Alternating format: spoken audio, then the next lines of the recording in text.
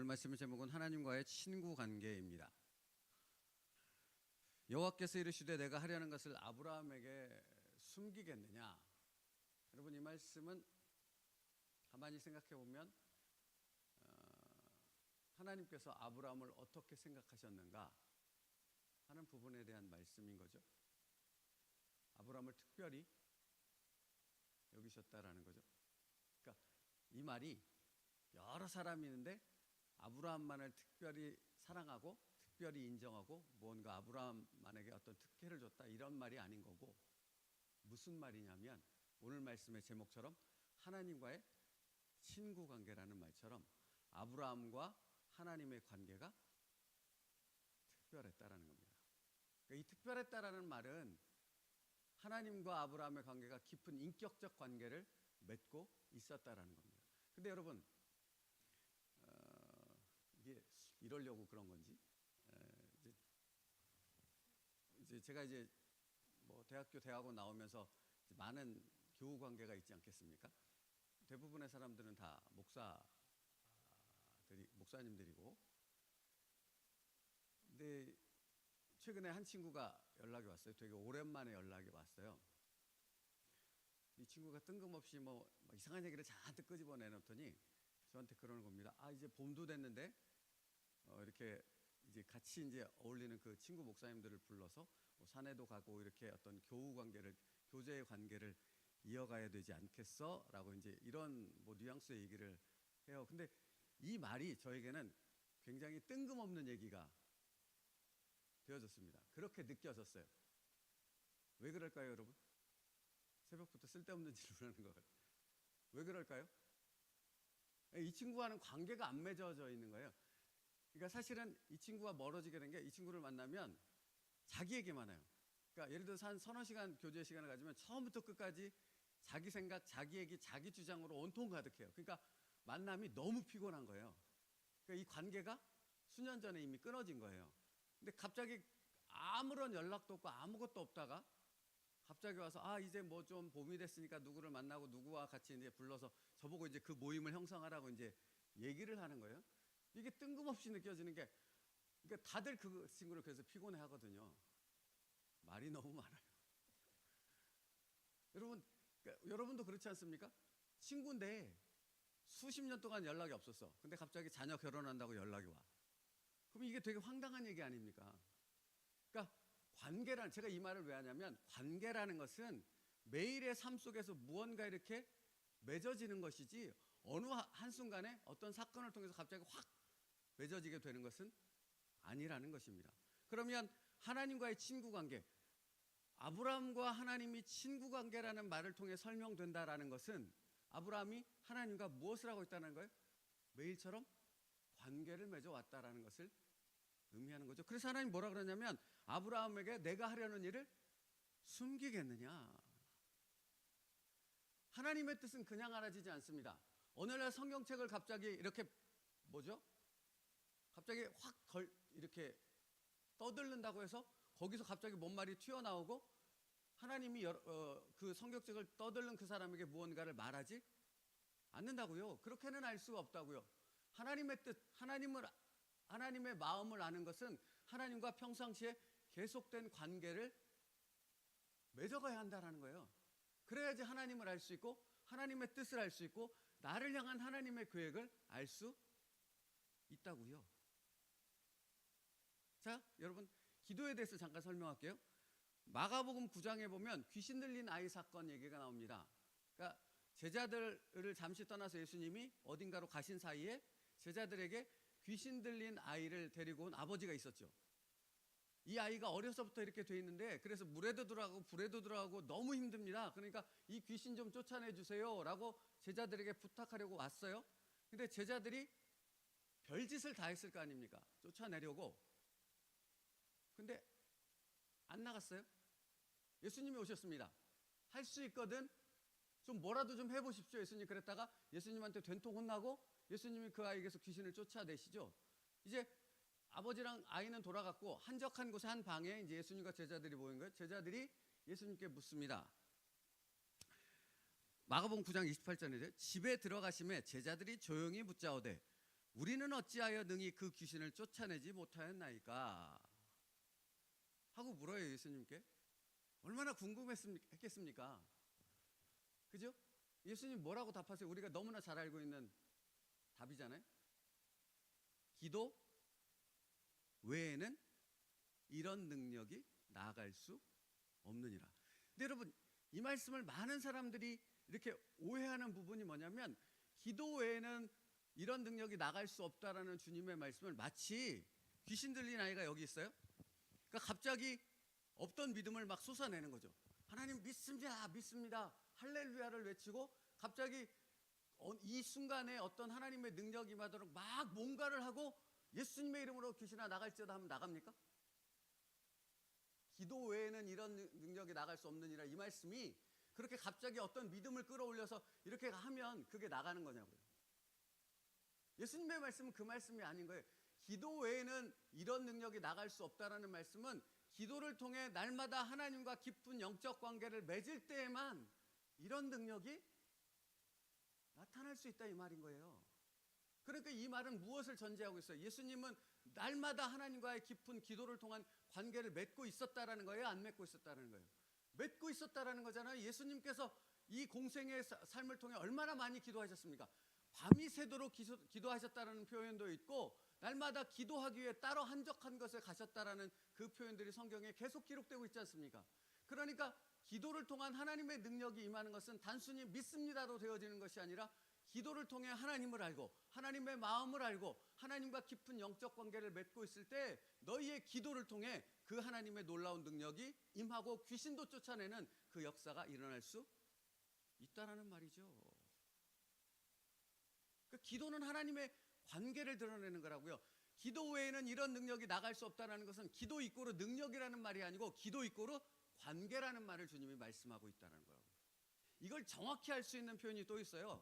요한복음 11장 가면 나사로가 죽지요. 근데 예수님께서는 나사로가 죽을 때까지 기다리셨죠. 이를 통해 하나님의 영광이 드러날 것이다. 우리 요한복음 9장 말씀처럼 동일한 말씀을 하세요. 제가 계속 묵상하고 있어서 그러는데, 어쨌든 나사로가 죽은 다음에 예수님께서 거기 가시잖아요. 그 다음에 나사로가 어디 있느냐 물어요. 그랬더니 이미 죽어서 돌무덤에 들어가 있습니다. 그리고 마리아가 뭐라 그러냐면, 이미 썩어서 시체 썩는 냄새로 가득합니다. 주님, 이미 끝났어요. 아무것도 할 수 없어요. 이렇게 말해요. 그래서 주님이 가자, 그래서 가요. 근데 많은 사람들이 함께 같이 가요. 주님이 이렇게 나사로의 죽음 때문에 애곡한다라고 생각을 하고 따라간 거거든요. 근데 보세요. 요한복음 11장 41절 42절에 그 무덤 앞에서 예수님이 기도를 시작하십니다. 근데 그 기도의 내용이 정말로 중요한 내용을 담고 있어요.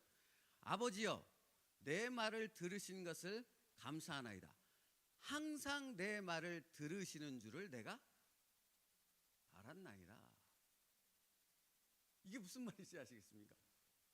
여러분, 예수님은 갑자기 아무런 기도도 하지 않고 아무런 것도 하나님과 관계를 맺지 않고 있다가 죽음을 맞이한 나사로의 시체 썩는 냄새 가득한 그 돌무덤에서 나사로야 나오너라 하고 기도하지 않았다라는 거예요.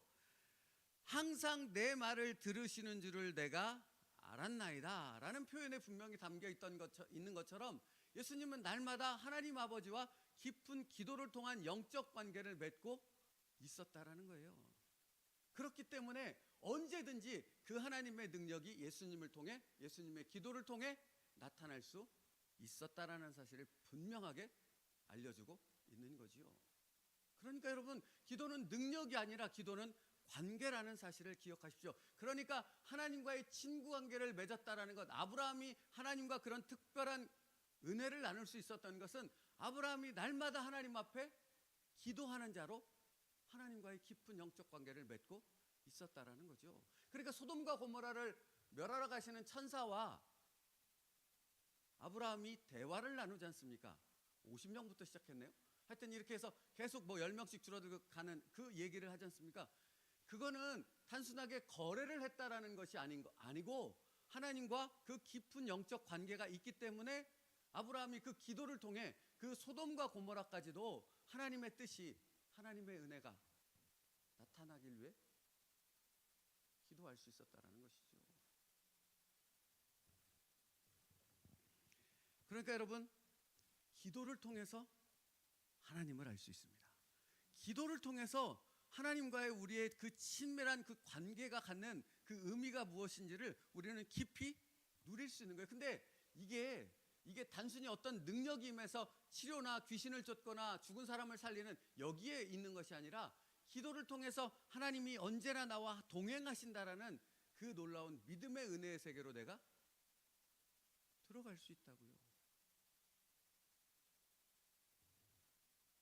그래서 챔버스 목사님이 오늘 이렇게 말해요. 기도하는 이유는 하나님을 더욱 알기 위함입니다. 여호와를 기뻐하라. 저가 내 마음의 소원을 이루어 주시리로다.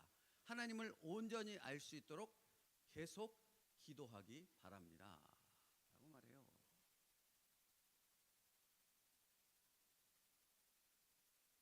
그리고 딱 이 말씀을 인용해요. 마태복음 6장 8절 말씀인데요. 예수님께서 기도를 가르치시면서 제자들에게 뭐라고 말씀하셨냐면, 너희 하늘 아버지께서는 너희가 구하기 전에 너희 구할 것을 이미 아시느니라 그랬거든요. 여러분, 여기에도 동일한 의미가 담겨 있어요. 우리가 기도하기 전에 우리를 사랑하시는 하나님 아버지께서는 우리가 뭐라고 기도해야 될지 다 아신대요. 그러면 여기서 우리는 질문이 나와야 되는 거잖아요. 그럼 하나님 왜 기도하나요 도대체? 아시잖아요. 모르시니까 알려드리기 위해서 하나님 저 이거 필요해요. 저 지금 이런 문제가 있어요. 저 하나님의 이 능력이 필요하고 도움이 필요해요. 이래서 기도하는 거잖아요. 많은 사람들이. 근데 예수님의 말씀에 의하면 이미 아신대요. 하나님은 내가 구하지 않아도 내 생각 머리끝에서 발끝까지 다 아신대요. 그럼 왜 기도합니까? 하나님이 나를 사랑하셔서 나의 이 모든 것을 이미 아시는 분이라는 사실을 우리가 기도할 때 그 하나님을 내가 정말로 알 수 있기 때문입니다. 그러니까 여러분, 이게 뭔지 아시겠냐고요. 기도는 하나님이 모르시니까 나에게 그 모르시는 그 어떤 것을 알려주기 위해서 하는 것이 아니라, 기도는 하나님이 이미 그것을 나의 그 모든 필요를 알고 계실 뿐만 아니라 이미 그것을 주시기 위한 하나님의 예비됨, 준비됨이 이미 시작돼서 움직이고 있다라는 사실을, 나에게 주어지고 있다라는 사실을 내가 기도할 때 비로소 알게 되어진다고요. 그래서 기도해야 하는 것입니다.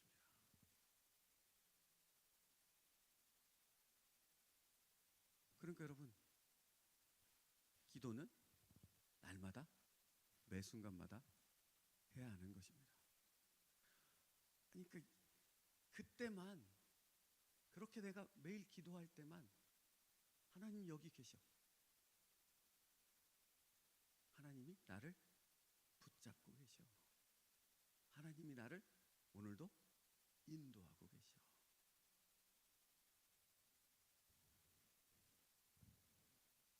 여러분, 그래서 기도는 누구의 이름으로 해요? 예수의 이름으로. 그러니까 예수의 이름으로 우리는 어디로 나아가는 거예요?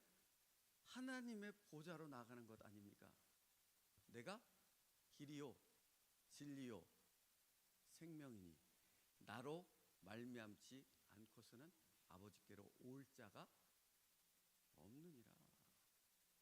그 기도는 날마다 우리의 그 삶의 이 현재의 자리를 하나님의 보좌로 만드는 것이고, 그 자리에서 하나님의 역사와 하나님께서 나와 함께 가시다는 그 동행의 깊은 은혜를 누리게 만드는 것이 기도라는 것입니다.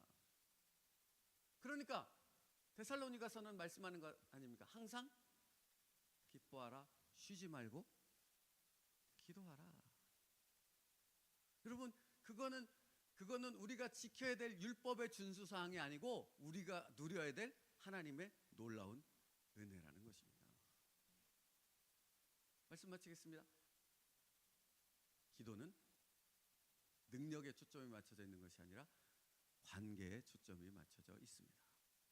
우리가 누릴 수 있는 하나님 아버지의 그와의 깊은 영적 관계를 기도를 통해서 누릴 수 있는 것이죠. 그러니까 여러분, 우리 아이들은 왜 이렇게 무릎 꿇고 두 손 꼭 모으고 두 눈 꼭 감고 이렇게 기도하는 걸 훈련하잖아요, 아이들은.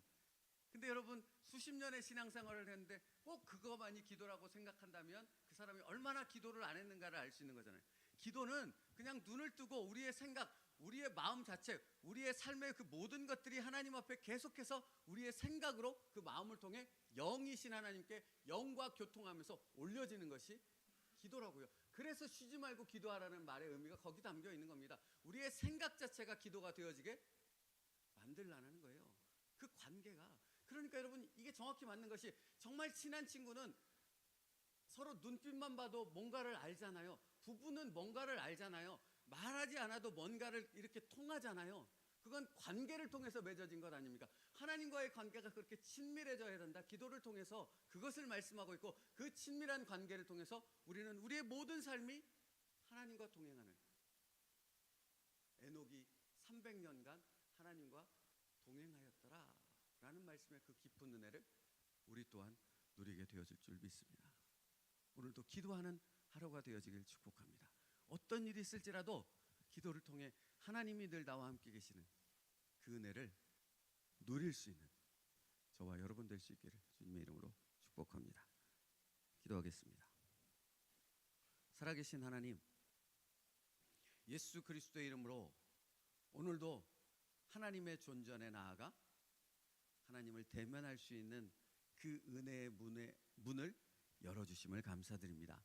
아버지 하나님, 그러므로 매 순간 우리의 삶의 모든 시간들이 하나님 앞에 기도하는 시간이 되어지게 하여 주시옵고 그 기도의 풍성한 은혜와 그 능력 가운데서 늘 하나님과 교통함을 통해 우리의 삶을 이끄시는 세밀하게 우리의 삶에 하나님의 놀라운 계획을 창세전에 세우신 그 놀라운 계획을 이루어 가시는 그 하나님을 만날 수 있는 삶의 제사가 그 하나님 앞에서의 우리의 기쁨의 찬송의 예배가 날마다 하나님 앞에 올려드려지게 하여 주시옵소서. 오늘이 그날이 되게 하여 주시옵고 하나님과의 그 친밀한 관계를 통해 우리의 입술을 통해 정말로 하나님의 놀라운 은혜가 선포될 수 있는 오늘 하루가 되도록 인도하여 주시옵소서. 예수님의 이름으로 기도 올리옵나이다. 아멘.